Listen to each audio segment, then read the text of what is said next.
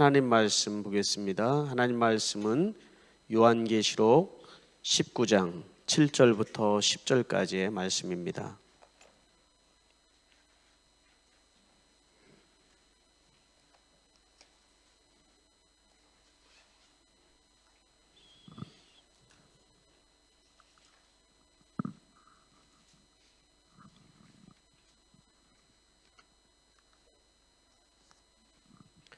요한계시록 19장 7절부터 10절까지의 말씀을 제가 여러분들 대신하여 봉독하여 드리겠습니다.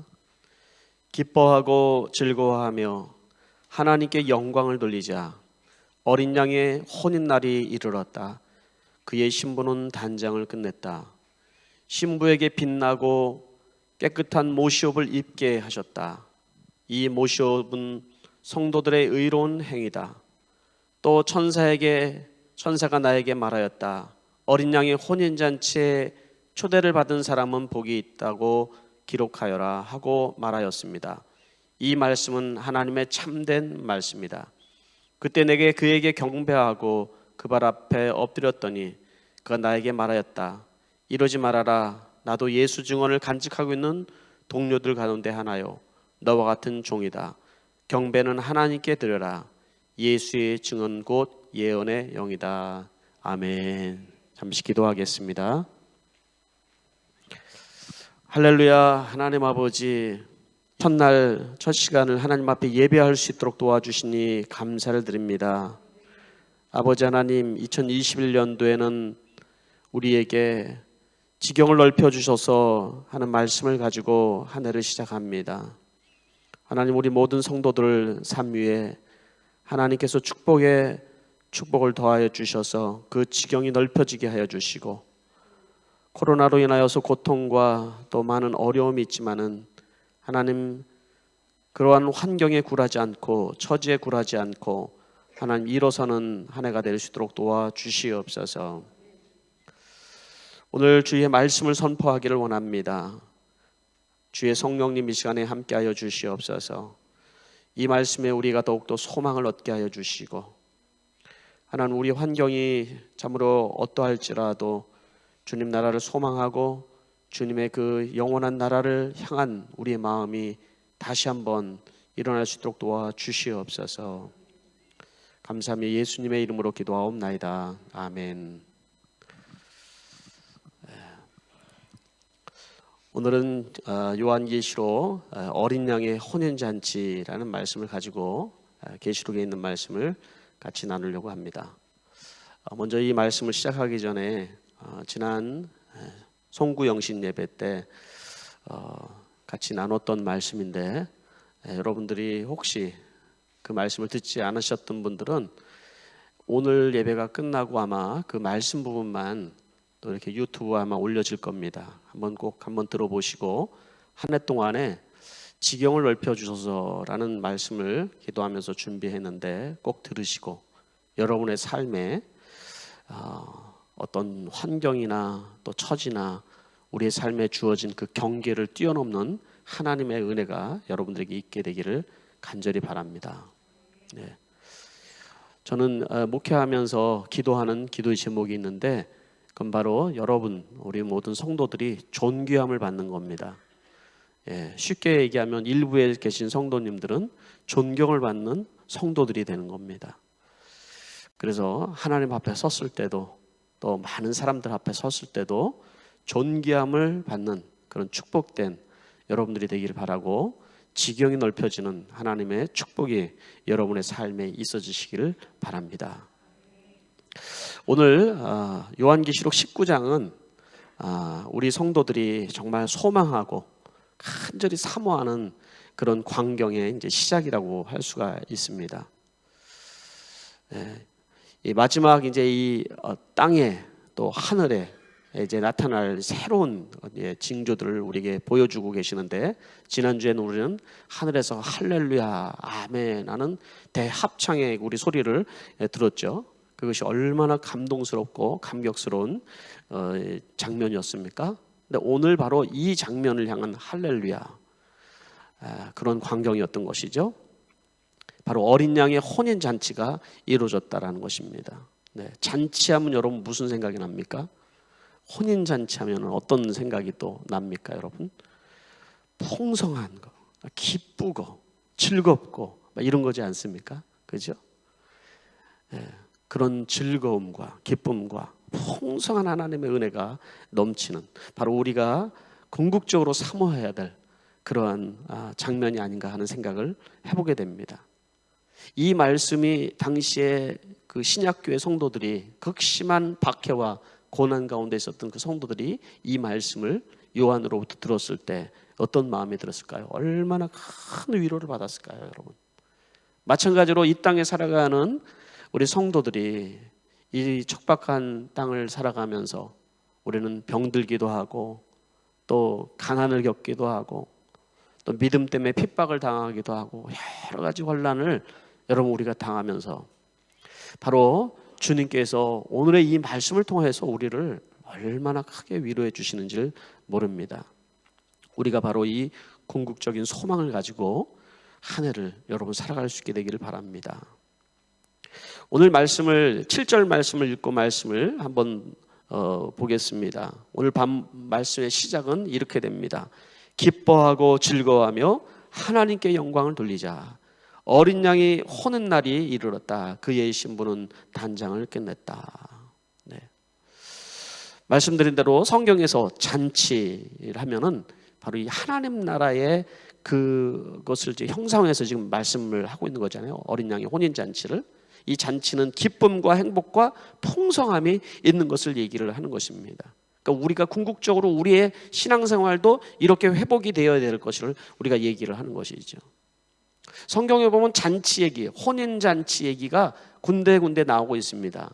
예수님께서 이 땅에 오셔서 제일 처음에 하셨던 그 표적의 사건이 무슨 표적의 사건이죠?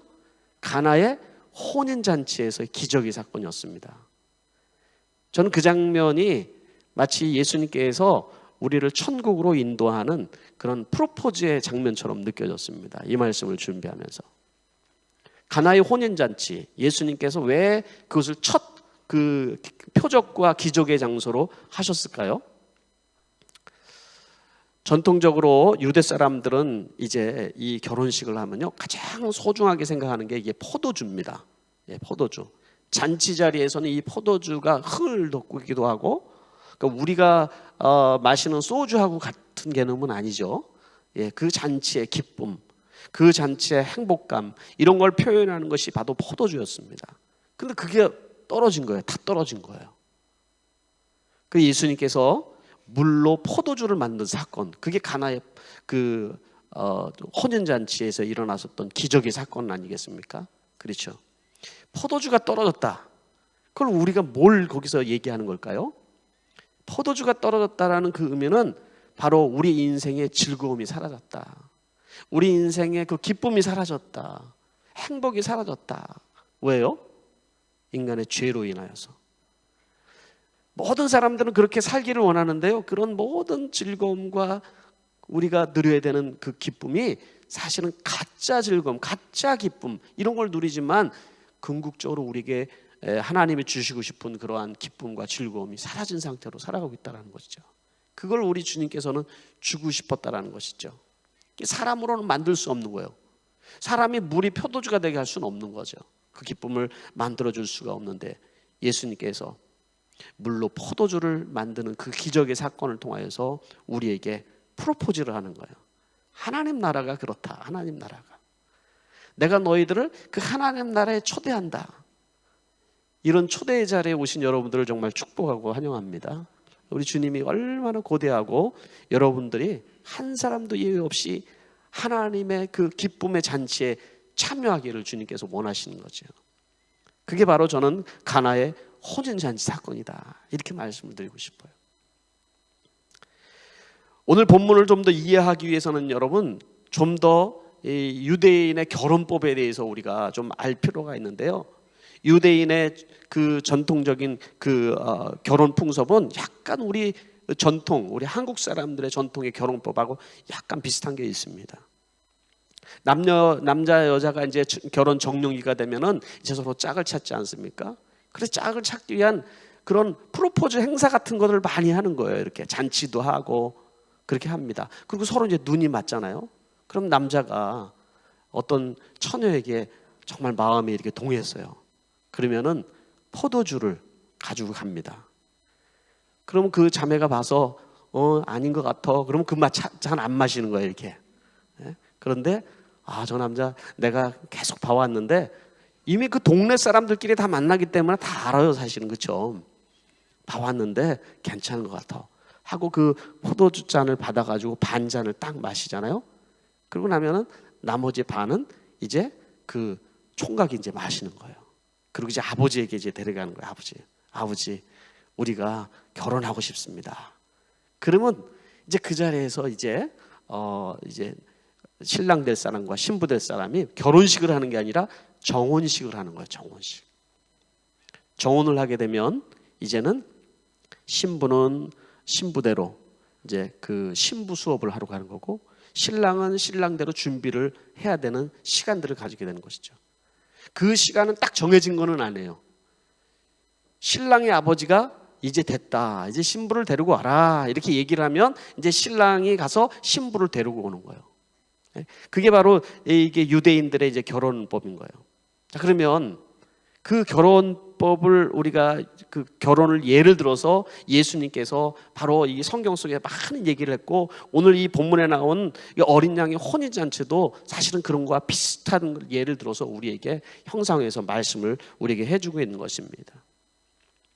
그러면 신랑은 두 가지를 준비를 해야 돼요. 신랑은 뭘 준비하냐면, 첫째로 신랑이 준비하는 것은 신부가 신부를 데려올수록 신부를 위한 값을 치러야 되는 거예요. 값을. 우리나라는 값을 치르지는 않잖아요, 그죠? 신부를 위한 값을 치르는 거예요.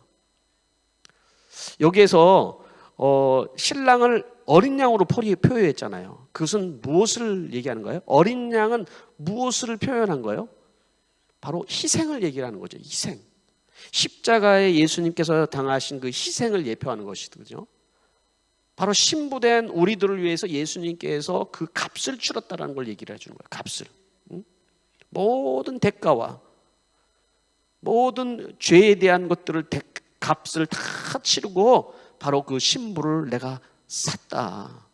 이걸 얘기를 해준 거거든요. 그게. 그런데 신랑은 그 값을 치르는 일을 해야 되는 것이죠. 두 번째로 신랑이 해야 되는 것은 뭐냐면, 신부와 함께 살 거처를 마련하는 거예요. 거처를. 이 거처가 마련해지지 않으면 아버지가 이제 신부를 가서 데리고 와라 이런 얘기를 안 하는 거예요. 그죠?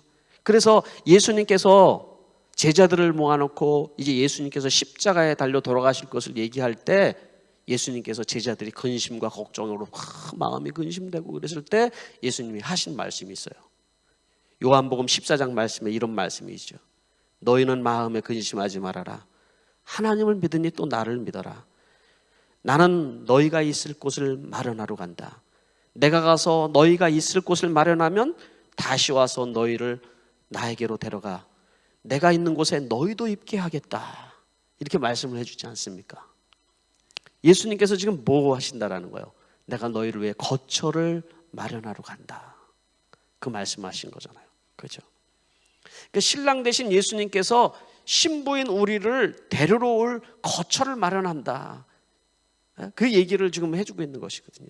그러니까는 우리 주님께서는 우리들이 다 거할 거처를 준비하신다. 그 얘기예요. 그 거처가 다 마련이 되었을 때 신부를 데리러 오는 거예요.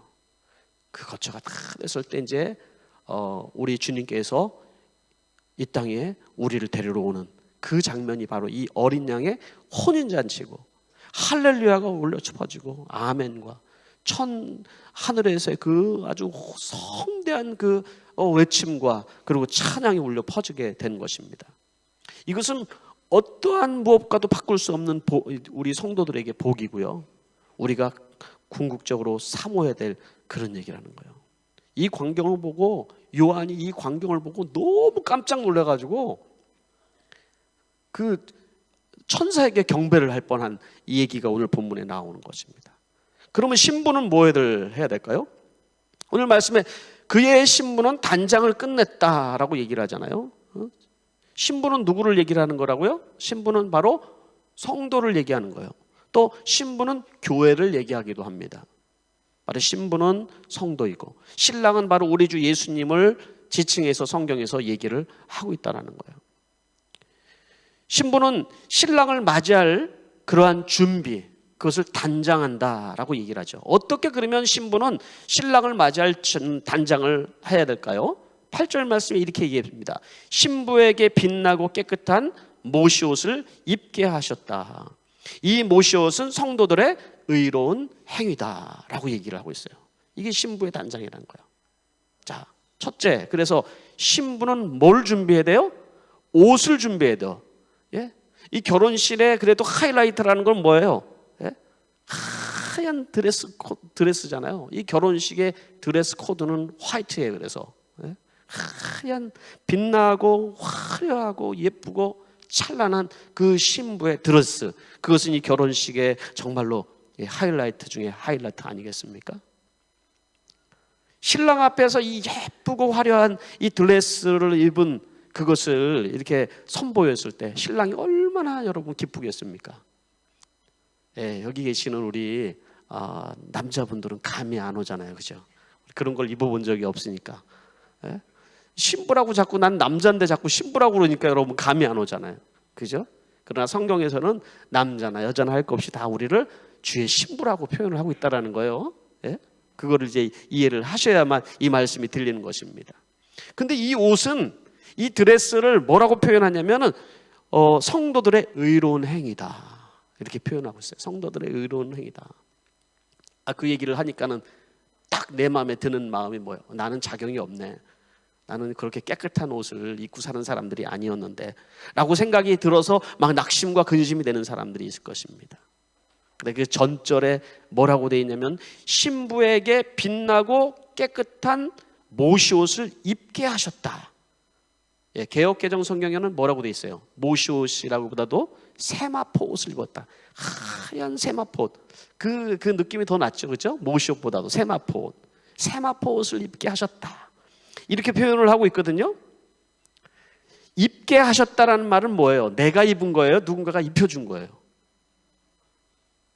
그게 여기서 이게 중요한 포인트죠. 바로 사실은요, 우리는 그 하얗고 찬란하고 아름다운 드레스를 입을 자격이 있는 사람들은 아니죠. 자격을 얘기를 하면은, 그죠? 우리가 스스로 그렇게 깨끗한 사람이 아니거든요. 우리는 모든 삶 자체가 죄덩어리거든요. 근데 무슨 하얀 드레스입니까, 여러분? 그런데 여러분, 구원받았다는 것은 주님께서 나에게 그 하얀 옷을 입혀주시는 사건인 거예요. 예? 하얀 옷을 입혀주신다는 거예요. 그래서 너가 죄인이지만은 내가 그 값을 다 치르고 너에게 내가 이 옷을 입혀준다. 이게 바로 여러분, 주님께서 우리에게 그 옷을 입혀주셨다, 이렇게 표현을 하고 있는 겁니다. 이 복음이 들어있잖아요, 이 말씀 속에. 내가 그 흰 옷을 입을 수가 없다라는 거죠. 그 이야기가 여러분 호세아, 성경에 여기저기 많이 나와 있는데 특별히 이 호세아서에 그 이야기가 정말로 나와 있죠. 아가서에도 그런 얘기가 나오지만 호세아에서 보면은 호세아 선지자에게 하나님께서 말씀합니다. 너는 저 음탕한 고멜을 가서 데리고 와서 너의 신부로 삼아라, 얘기를 하니까 호세아가 깜짝 놀라가지고, 아니 저렇게 더럽고 추잡한 여자는 어떻게 나의 신부로 맞이를 할 수 있습니까? 그렇게 얘기를 하죠. 하나님께 그래도 데리고 와라. 누구를 얘기하는 거예요? 이스라엘 백성을 얘기하는 거거든요. 하나님이 이스라엘 백성을 그렇게 사랑하고 있다라는 거예요. 신부로 사랑하고 있다라는 것을 얘기한 거잖아요. 그리고 데려옵니다. 그런데 이 고멜이라는 여자는 그런 엄청난 복을 받고 그 사랑을 받았음에도 불구하고 살다가 아이까지 낳고 또 도망가서 다른 남자를 만나서 방탕하고 그냥 자기 쾌락대로 살고 그렇게 또 살아갑니다. 호세아가 얼마나 화가 나겠어요. 그런데 하나님이 또 말씀합니다. 너는 가서 값을 치르고 다시 네 신부를 같이 데려와라. 아니 데려온 것도 그런데 저렇게 살다가 망가져서 이제는 종처럼 살아가는 저 여자를 내가 돈까지 지불하고 또 사가지고 오라고요? 그렇게 얘기를 하죠. 호세아가 데리고 옵니다. 그리고 하나님의 마음을 주시는 거예요. 그게 바로 우리를 얘기하는 거예요. 우리를. 그렇게 우리에게 신부로 우리에게 대접을 하여 주신다는 거예요. 그리고 말씀합니다. 호세아서 3장 3절 말씀에 하나님께서 말씀합니다. 당신은 많은 날을 나와 함께 살면서 창녀가 되지 말고 다른 남자와 관계를 맺지도 말고 나를 기다리시오. 그동안 나도 당신을 기다리겠어요. 하나님이 이 호세아를 통하여서 말씀하고 있는 거예요. 예? 자기의 목숨까지 다 지불하면서까지 우리에게 그 옷을 우리에게 입혀주셨다. 우리에게 신부라고 말씀하셔 주셨다. 그렇게 말씀을 하고 있는 거예요. 그러니까 오늘 읽은 이 두 절 속에는요, 첫째 신부에게 빛나고 깨끗한 세마포를 입혀주었다는 것은 우리 하나님이 바로 예수 그리스도를 통해서 우리에게 우리의 죄를 다 씻어주시고 깨끗하게 해주셨다는 걸 얘기하는 거잖아요. 또 그 뒤에는 뭐예요? 이 모시옷은 성도들의 의로운 행위다. 사실은 연결되는 말씀이거든요. 그 은혜를 받은 사람들, 그 사랑을 받은 사람들은 어떻게 살 수밖에 없어요? 의로운 삶을 살 수밖에 없어요. 내가 죄를 지어도 주님, 나 이렇게 죄를 지었습니다. 회개하는 삶을 살 수밖에 없어요. 근데 그 은혜와 사랑을 받지 못한 사람들은 다른 데다 마음을 두게 돼 있는 거잖아요. 근데 정말 은혜를 받고 정말 하나님의 사랑이 느껴지고 그렇게 내가 주님의 신부라는 것을 정체성을 가지고 있는 사람들은 바로 주님 앞에 주님을 사랑하고 다른 데 눈 돌리지 아니하고 그 의로운 삶을 살아가려고 하는 모습이 드러난다. 그 얘기를 우리에게 해주고 있는 겁니다. 이 말씀이. 그게 신부가 준비해야 될 첫 번째라는 거예요. 신부가. 우리가 의로워서 깨끗한 신부가 아니라 우리 주님이 우리에게 그렇게 해주셨고 그 은혜를 가지고 살아가는 거. 그게 신부가 준비할 옷이라는 것입니다. 두 번째는 뭡니까? 그러면 두 번째는 새로운 집에 살 준비를 해야 되는 거예요. 새로운 집에. 새로운 집은 어디예요? 이 땅이 아니라 우리는 영원한 하나님 나라에서 살아가야 될 준비를 해야 되는 거잖아요. 새로운 삶에 대한 가치관, 새로운 풍습, 새로운 가문. 우리가 하나님 나라에 들어가기 위해서 이 세상의 가치관이나 이 세상의 것들을 쫓아서 살아가는 것이 아니라 이제는 하나님 나라의 가치관을 배우고 하나님 나라의 그 풍습을 배우고 그 삶을 연습을 하는 거잖아요, 여러분. 그 삶을 우리가 연습하면서 살아가는 것이 목장 모임이고 여러분 신앙생활인 것입니다, 여러분. 내 맘대로 세상에서는 내 맘대로 살고 교회 와서는 그냥 잠깐 그렇게 예수 믿은 사람 흉내내고 이런 것이 신앙생활이라고 얘기하는 것이 아닙니다. 이 땅은 여러분 내가 어디에 있든지 간에 그 하나님 나라의 가치관을 배우고 하나님 나라를 연습하는 것이 되어야 된다고 얘기를 하는 것입니다. 예. 여러분들도 다 해보셨죠? 연애를 하면 어때요?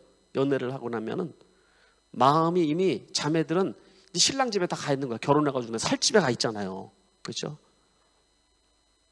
요새 우리 딸이 연애를 하느라고 마음이 다 엉뚱한 데가 있더라고요. 집에 없어요, 마음이.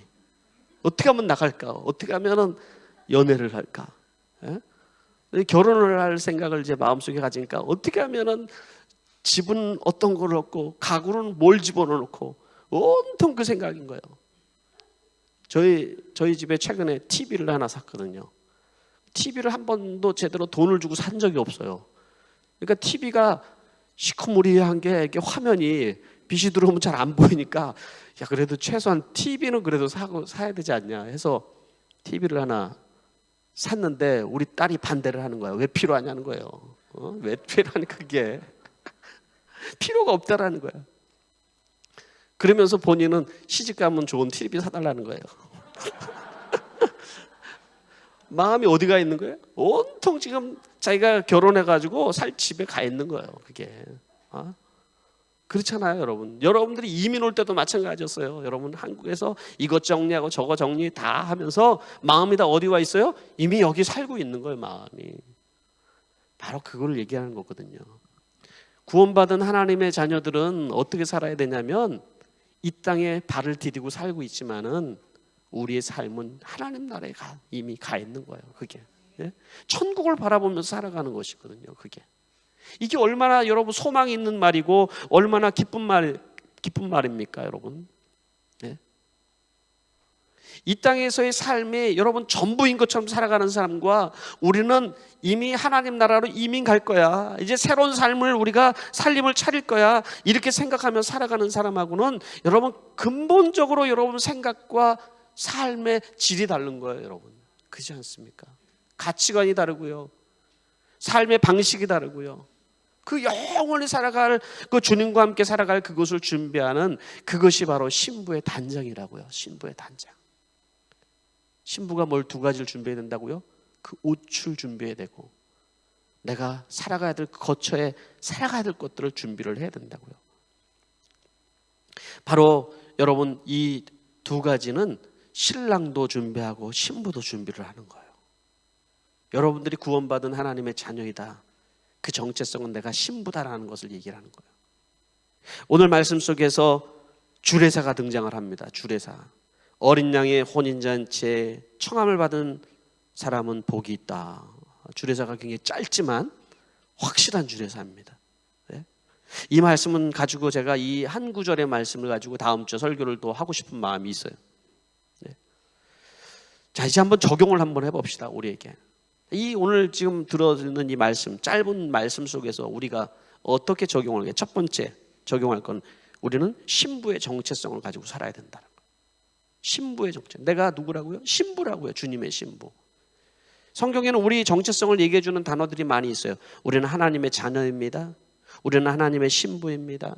우리는 하나님 나라의 시민입니다. 그 중에 가장 아름다운 여러분 영광스러운 호칭이 뭐예요? 우리는 하나님의 신부입니다 라는 거예요. 이 신부에 대한 정체성을 모르면 여러분 어떻게 살아가게 될까요? 여러분 정말 이 영광을 못 누리고 이 땅에 있는 것들을 추구하며 신랑 대신 우리 주님을 바라보지 못하고 살아가잖아요. 그래서 미국에는 이 형식적인 크리스찬을 가리키는 그 농담스러운 말이 있는데 뭐냐면 뿌려주는 크리스찬이라는 거예요. 뿌려주는 크리스찬. 무슨 말인가 했더니 유아 세례를 할 때 물이 뿌려지고요, 결혼식 할 때 꽃이 뿌려지고 장례식 할 때 흙이 뿌려지는데 딱 3번 교회 나온다는 얘기래요. 이게 그 얘기를 하는 거예요. 근데 또 비슷한 게 유럽에도 비슷한 이 표현이 있는데 네 바퀴 교인이라는 말이 있대. 네 바퀴. 이게 무슨 말인가 했더니 태어나서 유아 세례를 받을 때 자동차를 타고 교회 오고, 또 결혼식 할 때 또 이렇게 자동차를 타고 교회 오고, 또 그리고 죽을 때 영구차를 타고 교회 오고, 이 3번 딱 온다는 거예요. 형식적인 크리스찬을 얘기를 하는 비꼬는 말이라는 거예요. 그게 이런 걸 신부라고 얘기할 수는 없죠. 그렇죠? 우리는 신부의 정체성을 정확하게 가지고 있기 때문에 예복을 준비하고 누가 뭐라고 얘기를 해도 우리는 나는 주님의 신부입니다, 이렇게 우리가 고백하면서 살아가는 거잖아요. 그죠? 그게 우리에게 너무 중요하다는 것입니다. 그래서 오늘 이 말씀 속에서 주님께서 나에게 내가 입은 게 아니라 주님께서 그 신부의 옷을 입혀주셨다, 이걸 우리가 가지고 살아가는 겁니다. 두 번째는 주님의 신부답게 단장을 해야 된다는 거예요. 주님의 신부답게. 주님의 깨끗한 모시옷을 입게 하셨으니 이 옷은 성도들의 의로운 행위다.